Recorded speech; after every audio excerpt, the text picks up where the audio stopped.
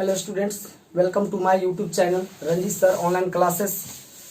आज की वीडियो में हम 10वीं कक्षा का आयतन एवं पृष्ठीय क्षेत्रफल पाठ एक्सरसाइज 2 का प्रश्न संख्या 36 से बताने जा रहे हैं। प्रश्न संख्या 36 कहती है कि किसी शंकु की ऊंचाई 30 सेंटीमीटर है और आधार के समांतर एक तल से इस शंकु को काट लिया जाता है।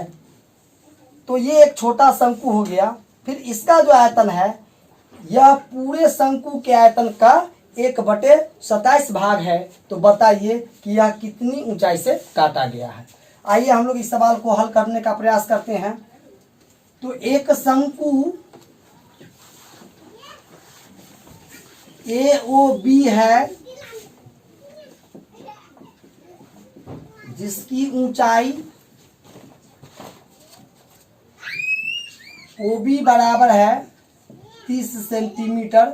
इसको H लिख लेंगे।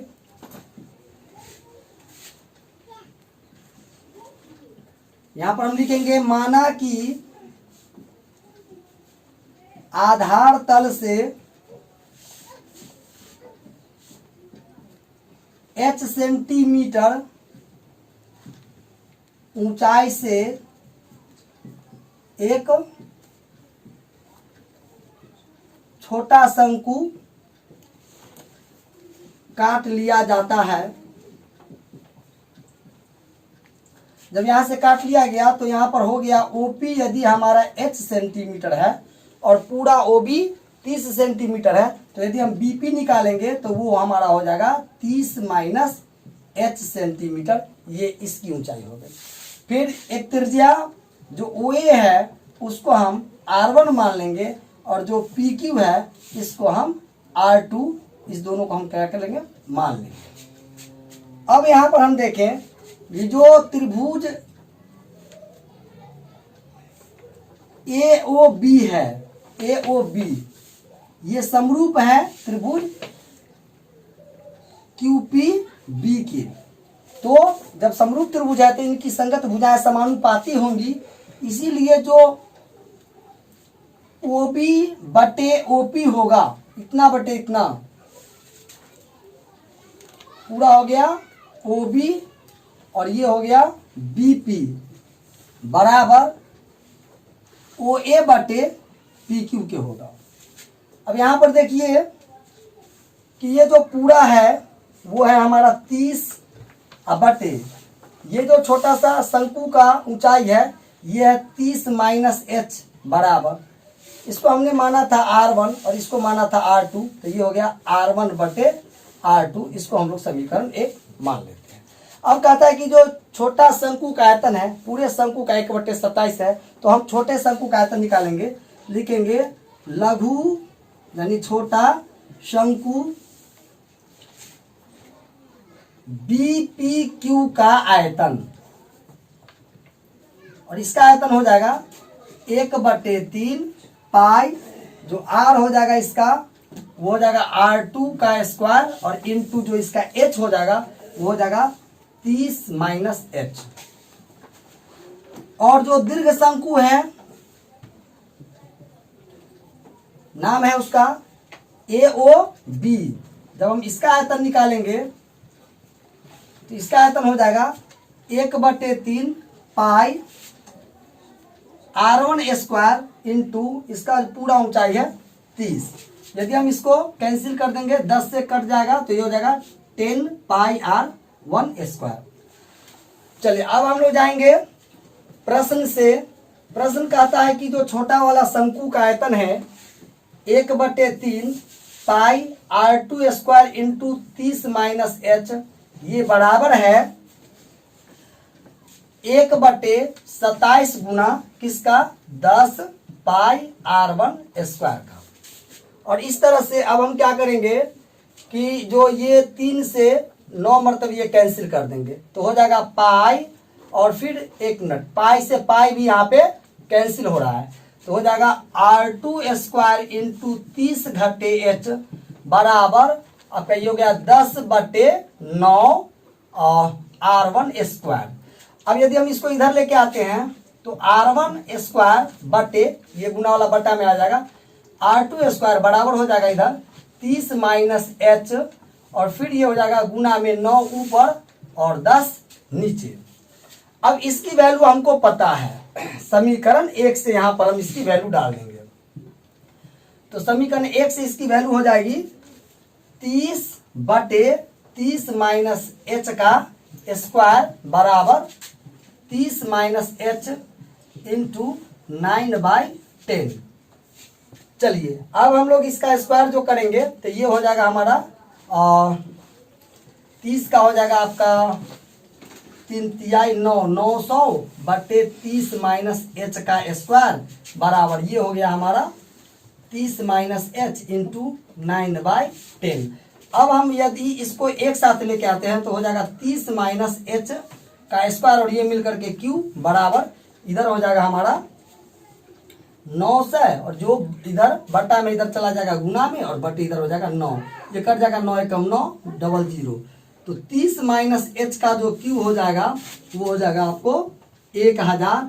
आप 30 माइनस h के q को लिख सकते हैं 10 का q, q से q कैंसिल हो गया, तो यहाँ पर हमारा निकल गया माइनस h इधर चलाएगा तो प्लस में h बराबर 30 माइनस 10, तो h बराबर निकल गया 20। अतः आधार तल से 20 सेंटीमीटर ऊंचाई से शंकु काटा जाता है। ये हो गया आपका आंसर। चलिए आप लोग इसका स्क्रीनशॉट ले लेंगे।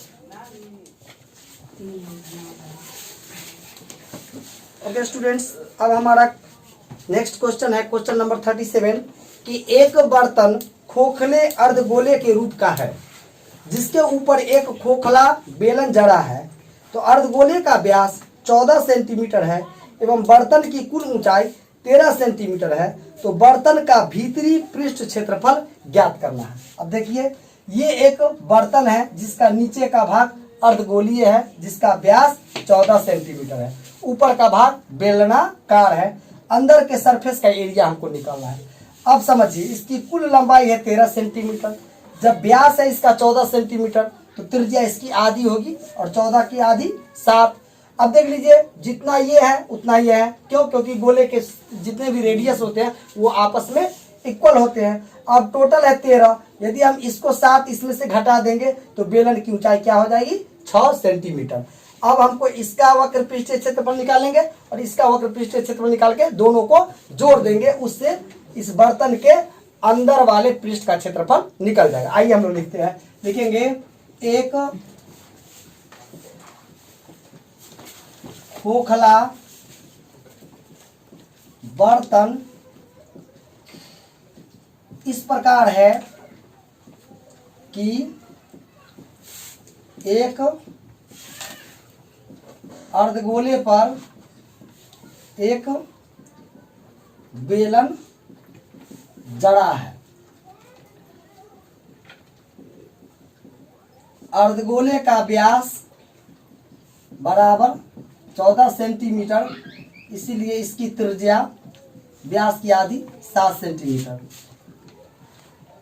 बर्तन की कुल लंबाई बराबर 13 सेंटीमीटर, इसीलिए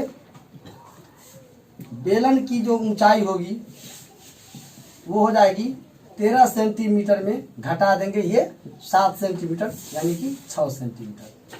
चलिए इसलिए हमको निकालना है बर्तन के आंतरिक पृष्ठ का क्षेत्रफल बराबर होगा